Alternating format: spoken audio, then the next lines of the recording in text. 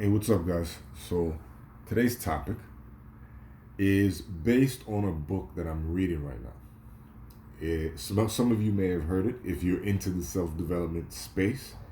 It's called Flow by Anders Ericsson. So, Anders Ericsson was one of the scientists that put together the first pieces of research on, he studied musicians, he studied dancers, he studied medical professionals about what made them the best in their field.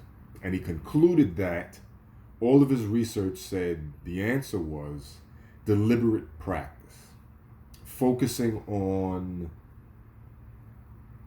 specific aspects of the skill in certain ways that allow you to improve your performance in the field that you choose.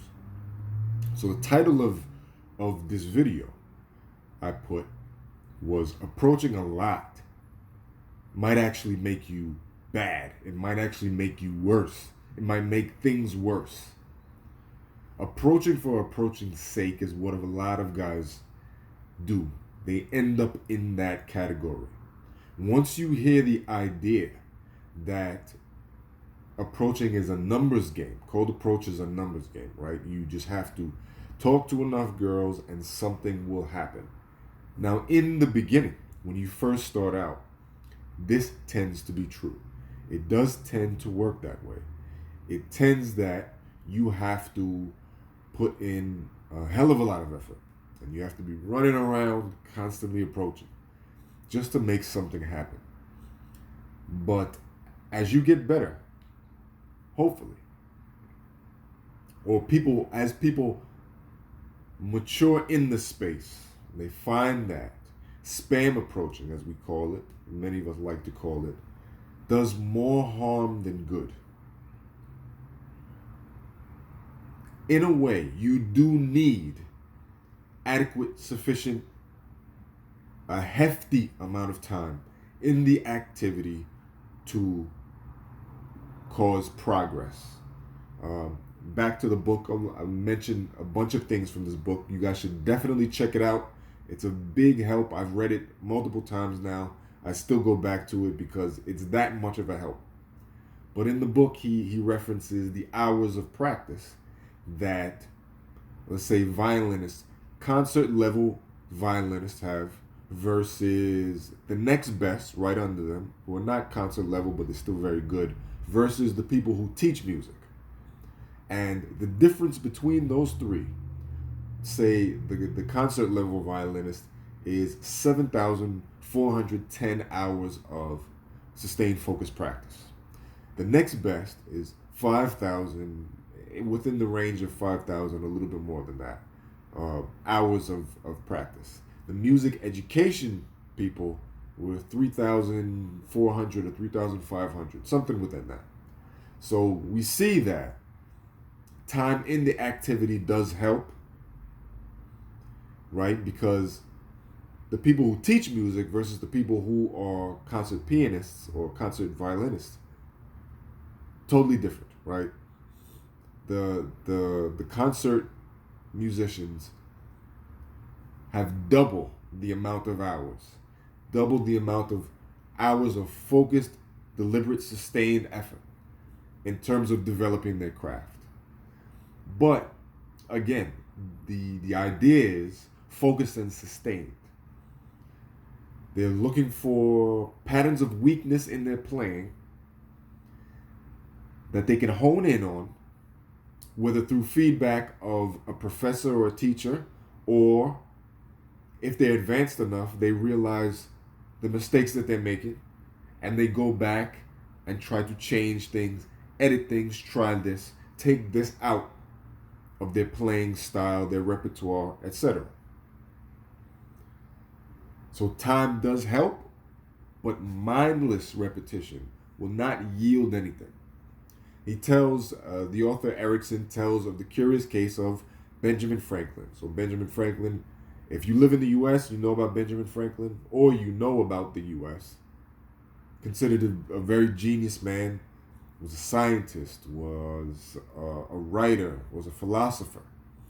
He also was a chess player, but he wasn't very good, even though he played from sundown to sunup every day, all the time, every single day.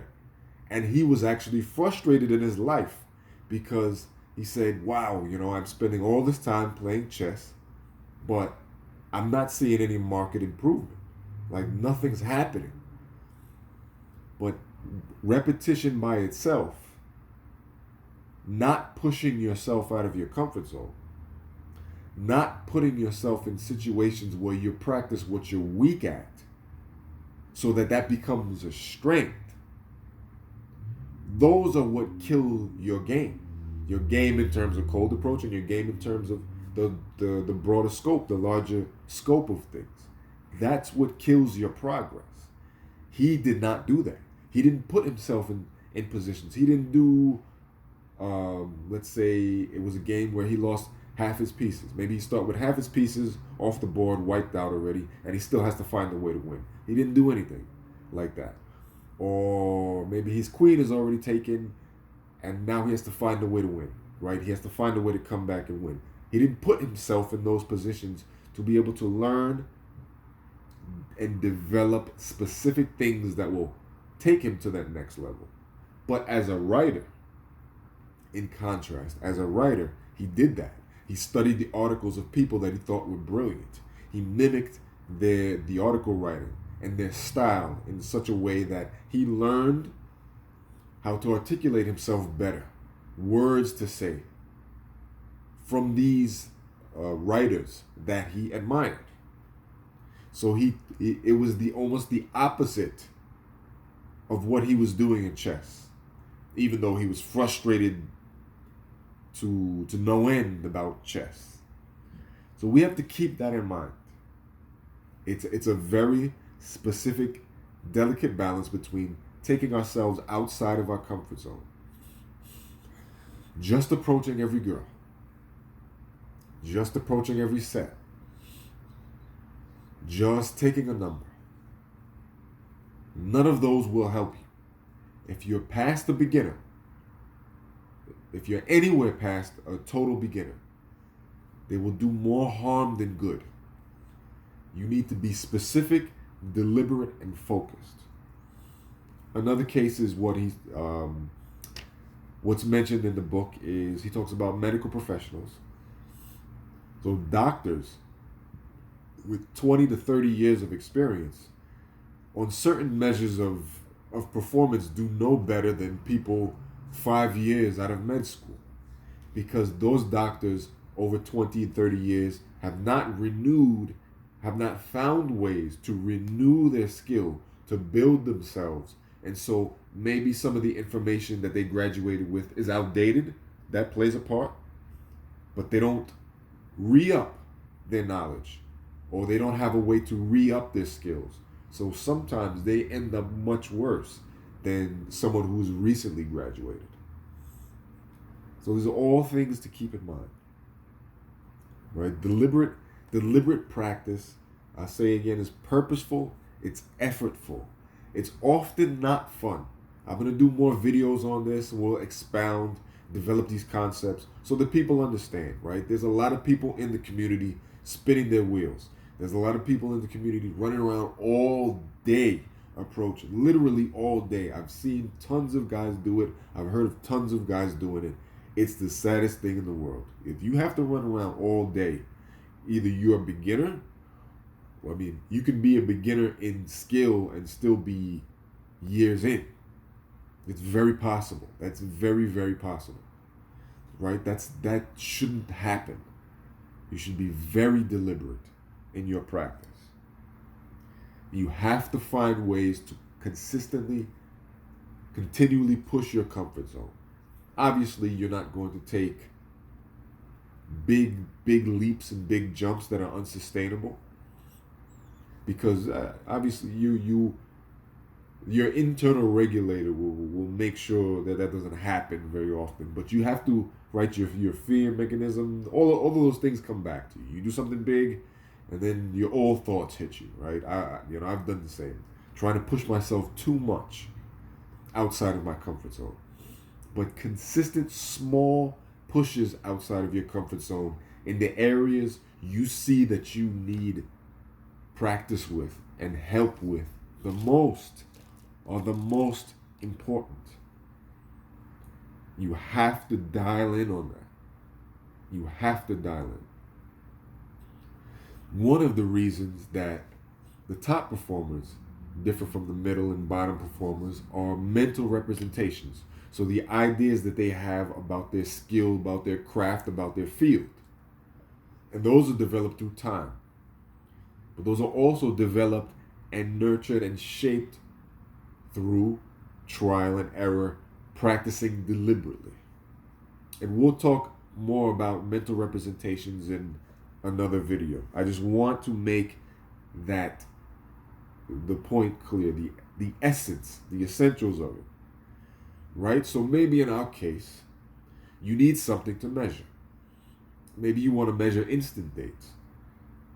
Your instant dates, the amount of instant dates you get increases from 5 to 10. Or percentage-wise, it increases 50%. Or your flaky numbers decrease to 25%. Right? Or 10%. Right? You cut out 10% of them. You have to have measurables. You have to be very pinpoint accurate in the skill that you're working on. So that would be, we would break it down further. Opening, specifically opening. Opening in big groups, opening in mixed sets. This is why I'm such a fan of these things, because they take you way out of your comfort zone, way out. And because you cannot predict when you're going to see a girl you like, you have to be able to do everything.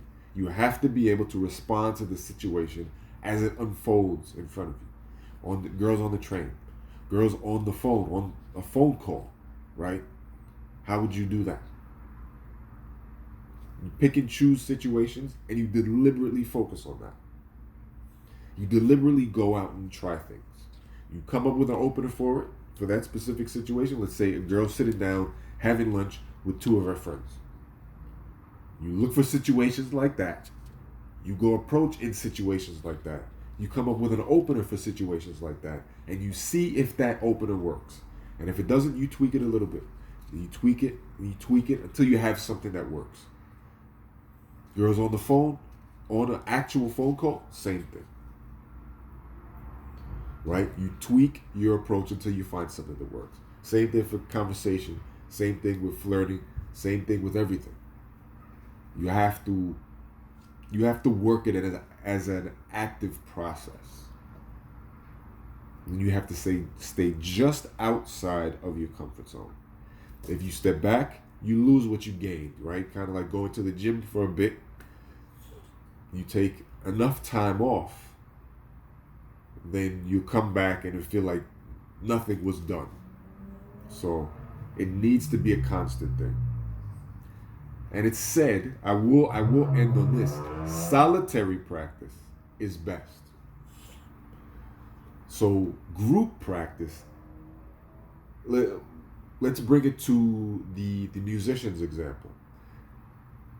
The deliberate practice hours for the musicians, the violinist and the pianist, do not count performances and orchestra and all of these grand things. They don't count any of that. The reason is they're focused on something. They're focused on putting together a show, putting together a performance. It's not the same as picking out where you're deficient at and drilling into that. Right? So going out with a wing, you could get feedback with them, but it could also be distracting. And it's also said that if your practice is fun, if you tend to have fun in practice, you're probably not practicing hard enough. You're probably not practicing deliberate enough. So it needs to be very tiring. It needs to be grueling. You'll be happy at the end of it after doing it because you see your improvement, but it needs to take something out of you.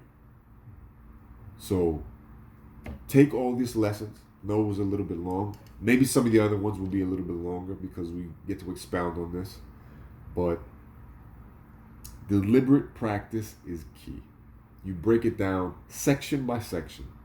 See how you can take yourself out of your current comfort zone, little by little, incrementally, consistently. You try things that point you and lean you in that direction constantly, not once every once in a while, as constantly as you can. That's what will yield you growth in the end. And that's what will yield you the girls you want from this. This is a major reason why a lot of guys do not get anything close to what they want. So keep that in mind and stay tuned for more discussion. We're going to talk more about this.